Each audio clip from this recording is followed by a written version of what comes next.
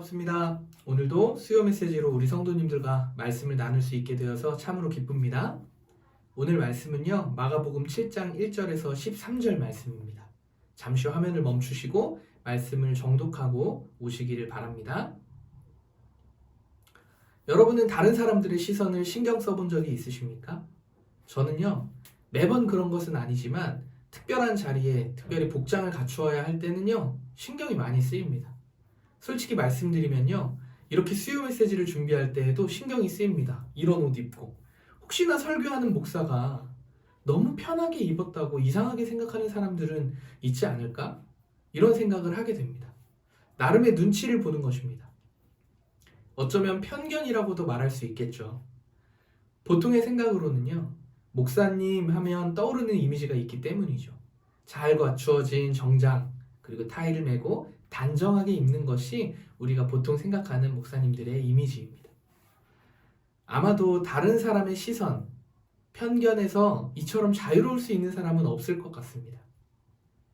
특별히 우리 대한민국 사회에서는요, 눈치껏 잘해야 하는 문화가 있습니다. 참 어려운 문화입니다.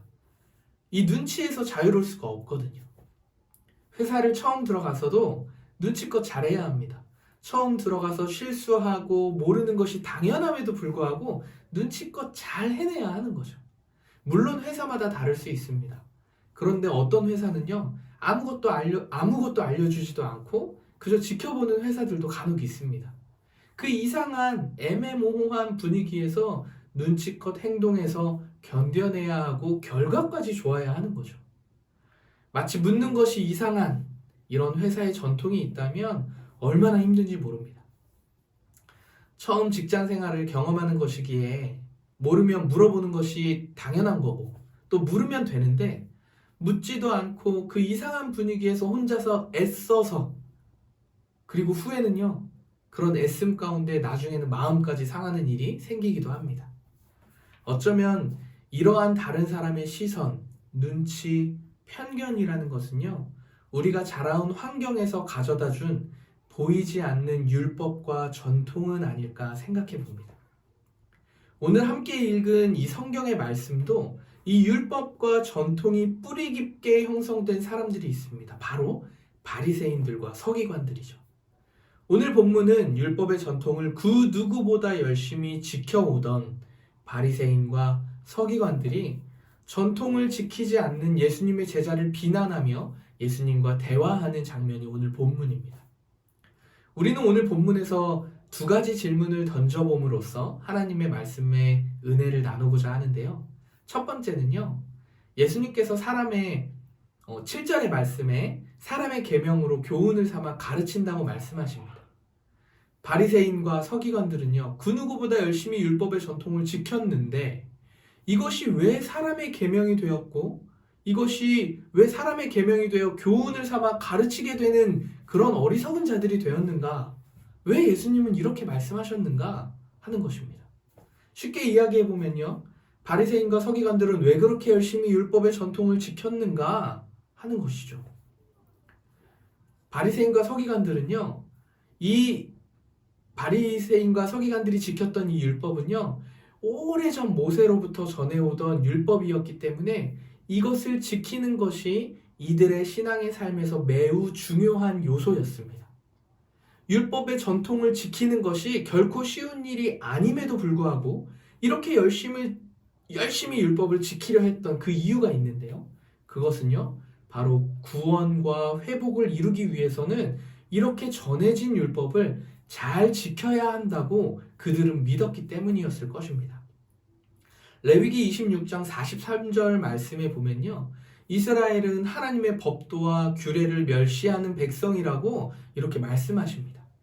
아마도 이들은 이 말씀에 근거해서 율법을 잘 지키는 것이 구원받는 길이고 이스라엘의 회복을 이룰 것이라는 자신들의 생각을 더욱 견고히 하였을 것입니다. 여기에 이어서 우리가 또 다른 질문을 해볼 수 있습니다. 그래, 전통을 잘 지키려는 노력이 나쁜 것은 아닌데 왜 예수님께서는 이들을 외식하는 자라 말씀하시고 하나님의 말씀을 폐하고 헛되이 경배하는 자들이라고 말씀하셨는가? 왜 이렇게 표현했는가 하는 것입니다. 본래의 율법의 역할은요, 우리를 의롭게 하기 위함이 아니라 내가 죄인됨을 깨닫고 예수님을 바라보게 하는 것이 율법의 역할입니다. 그렇다면 이렇게 율법의 전통을 지키는 바리새인과 서기관들은 참된 예배자가 되기 위해서 매일 늘 힘쓰는 자들 아닙니까? 그런데 왜 예수님은 그렇게 표현하셨는가? 외식하는 자라 말씀하셨을까? 그것에는요, 또 두 가지 이유가 있는데요. 그 첫 번째는 바리새인과 서기관들이 예수님께 질문한 것에서 찾을 수 있습니다. 제자들이 손을 씻지 않고 음식을 먹었습니다. 이것을 가지고 지적하죠. 이들이 따르던 레위기 말씀의 그 율법에서는 성물, 그러니까 하나님께 드리는 그것들을 먹을 때 지켜야 하는 율법이 손을 씻는 율법이었습니다. 곧 그들이 이렇게 시체와 같은 부정한 것들을 접촉하였을 때 손을 씻어야 하는 것이 계명이었고 율법이었다는 거죠. 하지만 지금 제자들은요, 부정한 시체를 만지거나 성물을 먹어야 하는 상황이 아니었기 때문에 율법의 전통을 어겼다고 말할 수 없는 거죠. 두 번째 이유는요, 고르반이라고 하는 그들의 전통 때문입니다. 고르반이라는 말은요, 하나님께 바친 헌물이라는 뜻입니다. 고르반 서원이라고도 합니다.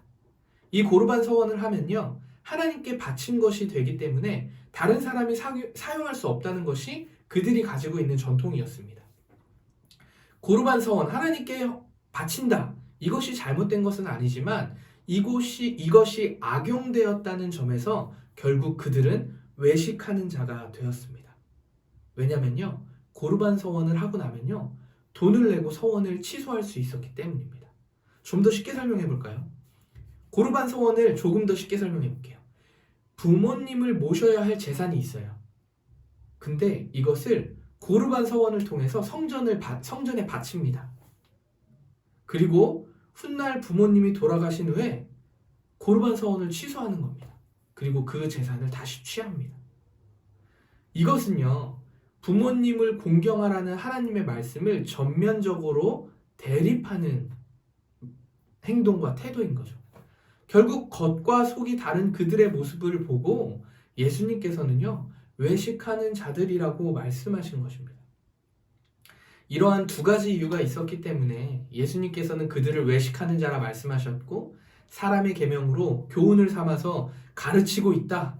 그래서 너희가 헛되이 예배하고 있다. 이렇게 말씀하셨던 것이죠. 이제 정리를 좀 해볼까요?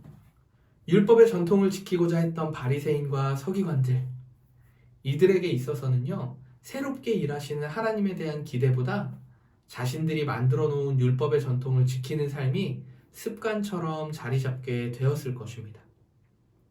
율법의 전통을 지키는 그 삶이야말로 하나님의 뜻에 합당한 삶이라는 그 믿음이 그들에게 있었습니다. 어떻게 하면 이 전통을 흔들림 없이 잘 유지하며 살아가야 할지에 대한 이 고민이 제일 컸습니다. 그래서 자신들이 그 믿음을 모든 유대인들과 하나님을 믿는다 말하는 모든 사람들에게 보편적 기준으로 제시하였던 거죠. 이들이 놓친 것이 무엇이었을까요?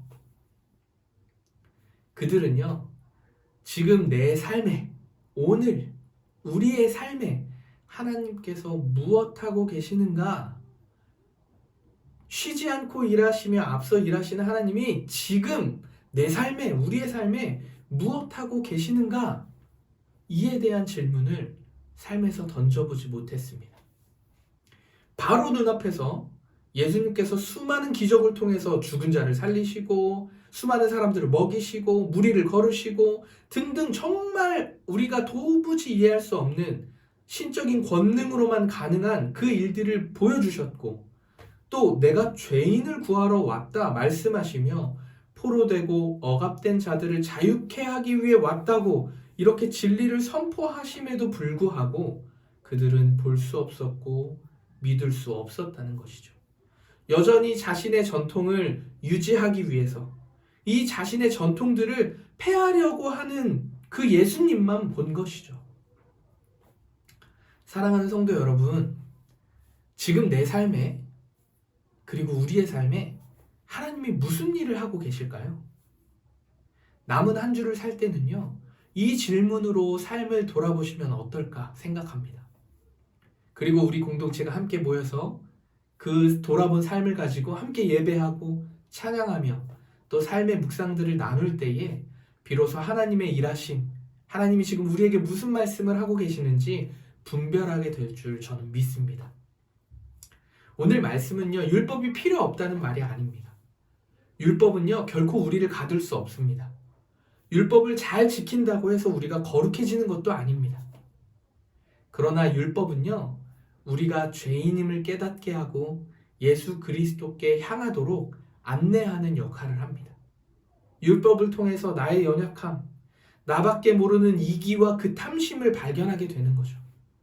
그리고 우리가 어찌할 바를 모를 그때에 예수님께서 그런 나를 사랑하시고 성준아 너가 존귀하다, 너가 거룩한 존재다 라고 말씀하시면서 예수를 믿게 하시고 예수 앞에 나아오는 자들에게 그 예수님의 사랑을 보여주시는 거죠.